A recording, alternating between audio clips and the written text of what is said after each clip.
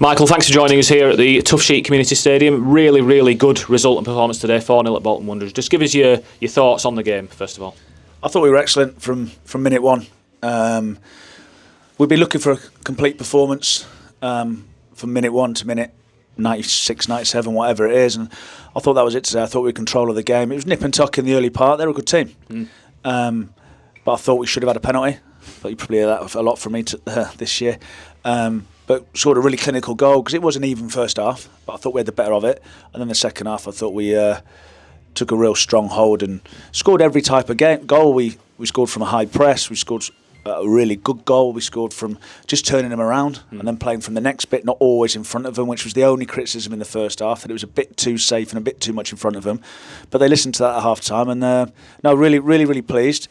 But we've done quite a lot of work in the last 2 weeks, mainly be on the defensive side because we've had no forwards fit or in the building. But loads of positives. Bojan getting on, Freddie getting his first minutes, Tom Openda getting on. Jaheim came in and done really well. Mikel felt his hamstring slightly, but the beauty of having a squad is you don't need to risk him. You can get him off and hopefully prevent further damage if there is any. So yeah, it's keeping him grounded. I told him that 2 minutes at the end there, that 2 minutes with with the supporters, I don't know how many were here, 2,500. I thought they were brilliant, and that's what we want. We want to build that connection. That's what we said. Stay out and enjoy it. It's hard to win a game of football, and we've found that out in the last week.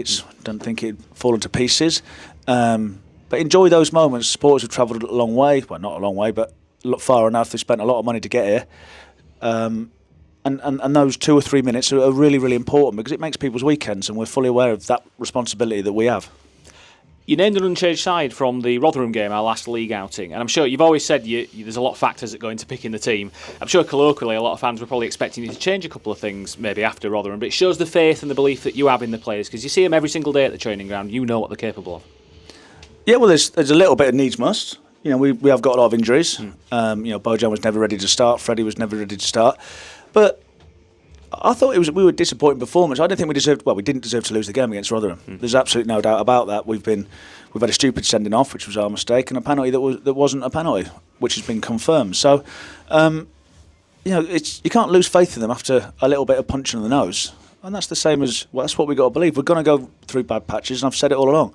It's staying calm, sticking to the process of what we believe in, watching them work. Now, if you don't see them implementing things that you want during the week, that's when there's a problem. That's when you're right. We might need to start making a few changes. But a few of them needed that performance, no doubt about that, because they're not stupid. They see people coming back. I said Herbie's getting closer, Kasumu's getting closer. The two forwards are on the bench. They're probably the closest ones. But even Tom's coming on, and it's great for everyone. So enjoy these moments. But back to work Monday. Yeah.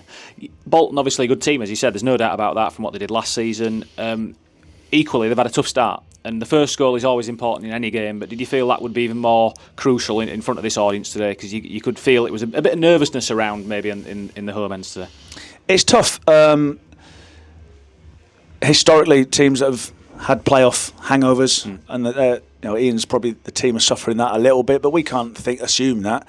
The first goal is important in every game, and it's one of those things in the job that I'm in. Ian's almost created a monster because I think he's been here 5 years now, 6 years, and he's improved every single year. And we're 5 games in. I said it's not the end of the world if we'd have lost today, and I genuinely mean that. It's when they stop running for you and they just give up. That's the worrying sign.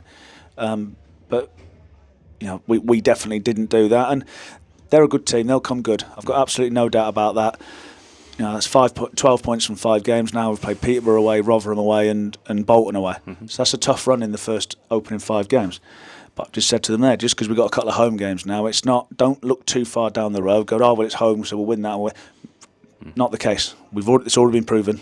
So enjoy the day off. Work Monday. You spoke a lot about strikers in your short time at Huddersfield Town. You got asked about it almost every week in the press conference while the window was open, with good reason. And I don't want to pick out individuals today because I thought it was an all-round good team performance, but I thought the 2 strikers in Callum Marshall, Josh Koroma, really played their part. Combined for the first goal, Josh played a lot of his football as a winger in his career, but he's looking at home in the front 2 at the moment. He's been really pleased with the contribution from them today. Yeah, Josh has been, what people don't realise, Josh has had 8 flights in the last 10 days, flying around Africa. So to be fair to him, he paid for his. He had a 10-hour flight on Wednesday night, Thursday morning. Paid for his own flight to upgrade it. You know, the federation didn't do that, so it just goes to show that commitment and that dedication has paid him back today. Yeah. So he's a work in progress. He's not a natural number 9, but he has got goals in him. And Callum gave you what Callum does. He runs, chases, presses everything, and has got some quality as well. And that's the thing in the first half, that we could have probably played down the sides a bit more, because with respect to the two of them, those two against their back three, physicality, they were never going to win, so you need to find a different way, and I thought they deserved the credit they're going to get. You talked about a clinicalness from the team as well, and I thought we saw that in abundance today. Really went for the jugular at 2-0 and deserved the win in the end. Yeah, I'd be surprised if Ian would come out and say that he thought they deserved something out of the game. It's not being disrespectful, it's just the game that I watched. I was really, really pleased with Anthony Evans' goal. You know, like you say, getting on that, we had 4 men in their penalty area and winning the game.